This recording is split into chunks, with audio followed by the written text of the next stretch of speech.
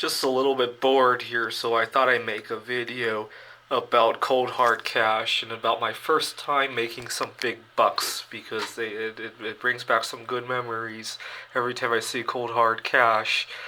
When I was in college, I went to a college that did a lot of research, and they had these little experiments that you would, especially neurological experiments, and you could participate as a test subject, and they would pay you for your time.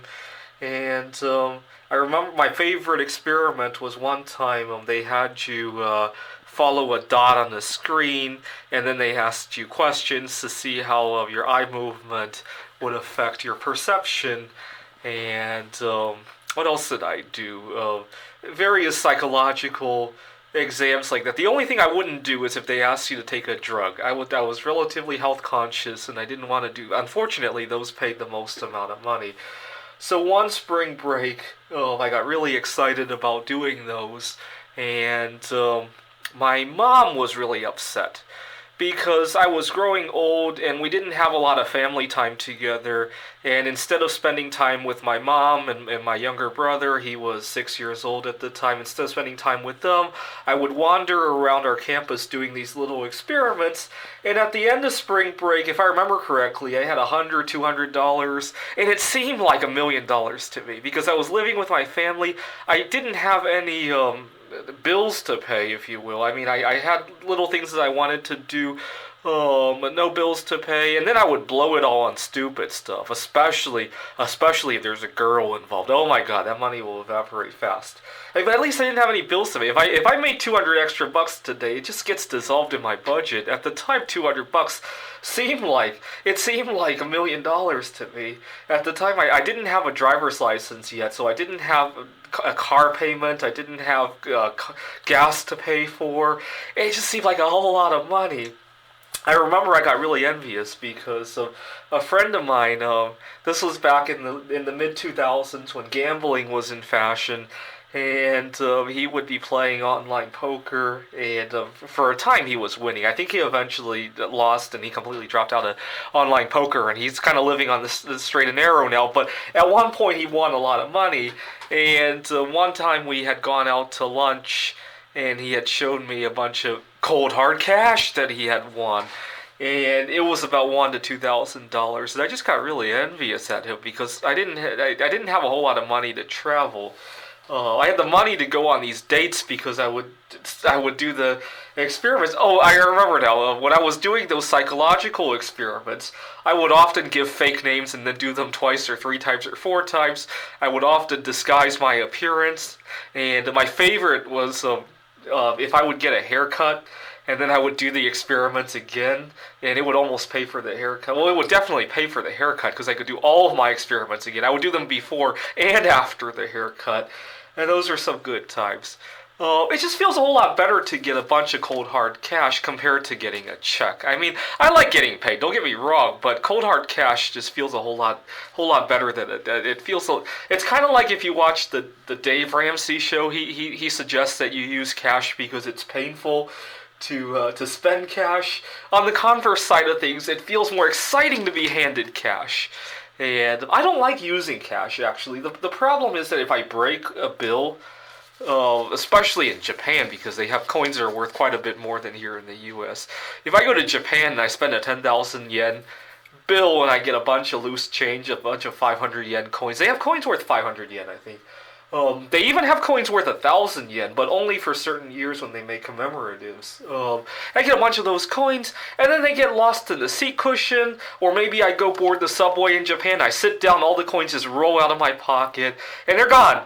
And I might have, I don't know, bought like a box of sushi for, it might have been 2,000 yen, but I lost 10,000 yen right there. If I had used a credit card, I know Dave Ramsey will yell at me, but at least I'm going to spend 2,000 yen and be done with it. I might even go back to my hotel room and go onto the online banking and pay it off right there, not even wait till the end of the month.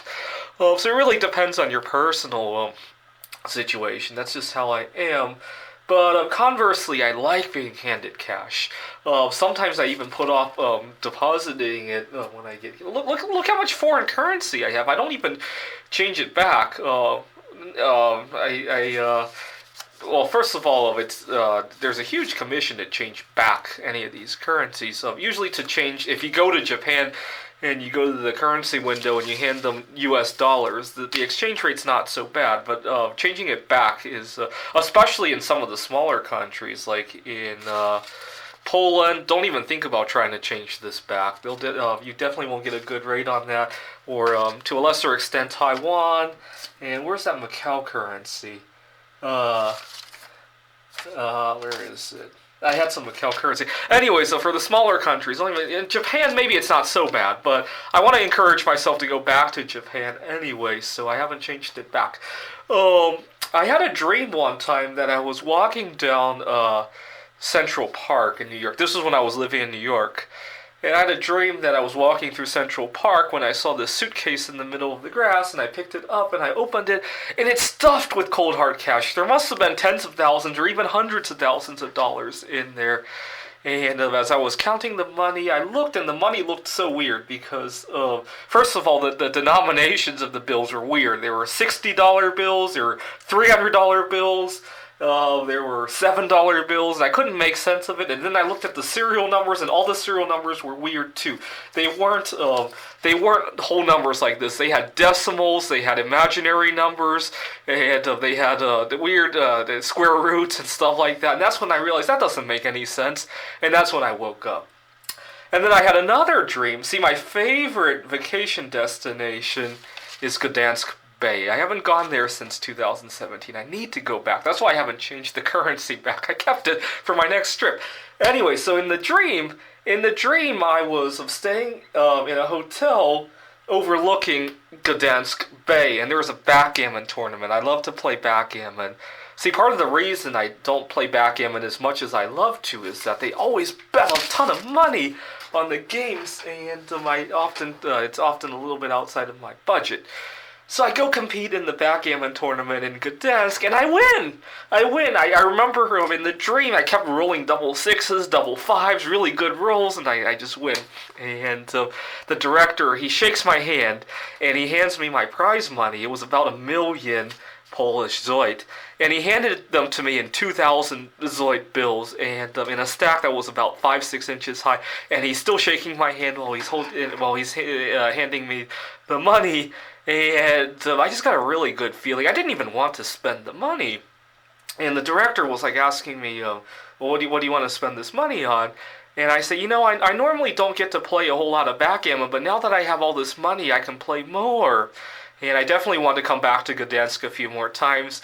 And he continued to congratulate me. And that's when I realized, I don't think they make 2,000 Zoid bills. Oh, I think the highest was like 500. And that's when I woke up, unfortunately. Actually, I remember why I woke up. I was living in my car at the time, and it was morning, and there was a lot of noise outside, so I woke up.